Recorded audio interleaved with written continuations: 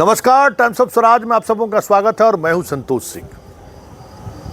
और आज times of Swaraj में हम अपने दर्शकों को बता रहे हैं कि देखिए किस तरीके से एक रणनीति के तहत प्रश्न पत्र लीक मामले की खबर को दबाया जा रहा है, या यूं कहें एक रणनीति के तहत मीडिया का एक बड़ा हिस्सा कैसे उस खबर से लोगों का ध्यान बटा रहा है, जरा वो समझिए।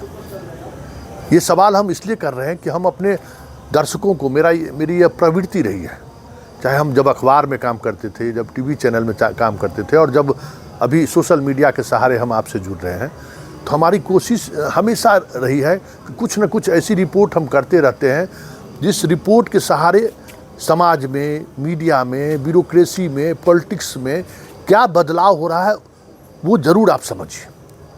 क्योंकि जब तक आप वो नहीं समझेंगे तब तक चीज़ों को आप नहीं समझ पाइएगा कि के पाठक को कहाँ से ताकत मिलता है, सॉल्वर गैंग को ताकत देने वाला कौन लोग है, नहीं समझ पाइएगा। आज पूरे दिन, होली के दिन स्कूल खुला हुआ था, जबकि उत्तर बिहार के कुछ जिलों में होली कल मनाया गया है। आज पूरे बिहार में होली है और पूरे बिहार में होली के अवसर पर छुट्टी है। गिरिराज सिंह का एक बयान चल रहा है सनातन पर जो होता है, और काफ़ी वो बयान वायरल भी हो रहा है। जदयू के विधान पार्षद नीरज का भी बयान काफ़ी तेज़ी से वायरल हो रहा है के पाठक को लेकर।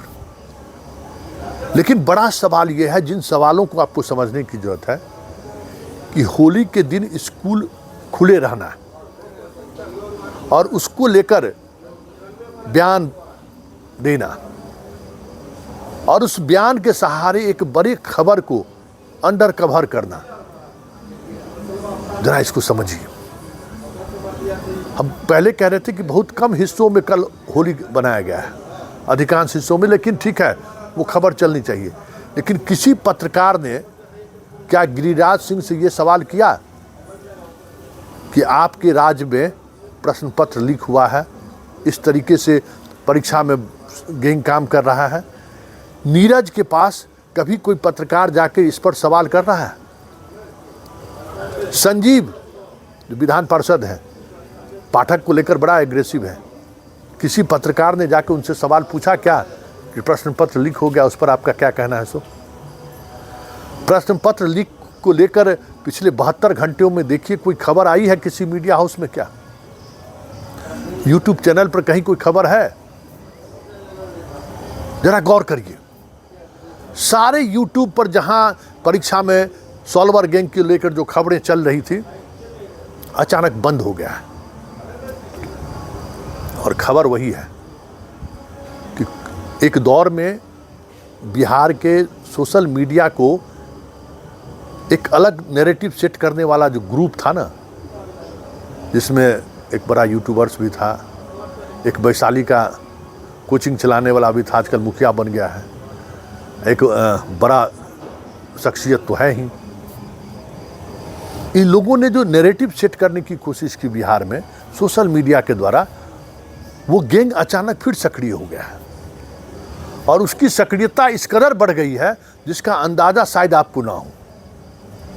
इस स्तर पर सक्रियता बढ़ गई है कि पूरी खबर को ही, पेपर लीक मामले की खबर को कैसे डाइवर्ट किया जाता है, इसके लिए सनातन पर चलो, के पाठक पर हमला बोलो, के पाठक के कई तरह के सवाल को लेकर वीडियो वायरल करो, ये चीज़ें चलनी शुरू हो गई है। और इसका असर आने वाले दिनों में आपको दिखेगा कि प्रश्न पत्र लीक मामले को लेकर जिन्हें बचाने की कोशिश हो रही है, आज ही हम सुबह में चलाए हैं कि गुप्ता का आना, और अभी तो एक लड़का हमको, चौरसिया का गांव का लड़का अभी फ़ोन किया हमको, हम जानते नहीं है कि वो कौन है। उसने फ़ोन किया कि भैया चौरसिया ऐसा मास्टरमाइंड हो ही नहीं सकता है, उसको तो गांव में करोड़ों रुपया का कर्जा है, उसके पीछे ज़रूर कोई मास्टरमाइंड है। हमको उसी बड़ी मछली को तो हम तलाश रहे हैं, क्योंकि हमको पता है कि विशाल चौरसिया जो है सो एक मोहरा है जो चीज़ों को रेगुलेट करता है, और अब आने वाले दिनों में विजेंद्र गुप्ता करेगा वो काम। अब इसका हो गया, इसका खेल ख़त्म हो गया। अब बहुत चर्चा हो गई इसके नाम का, अब खेल ख़त्म, जेल में जाएगा, सजा उजा हो जाएगा, खेल ख़त्म, बाहर हो जाएगा। लेकिन जो मेन मछली है, बड़ी मछली, जो इस खेल को अंजाम देता है, अंजाम तक पहुंचाता है। जैसे ही उसकी चर्चा शुरू होती है तो चीज़ों को कैसे डाइवर्ट किया जाता है वो आज के इस नैरेटिव से समझ सकते हैं।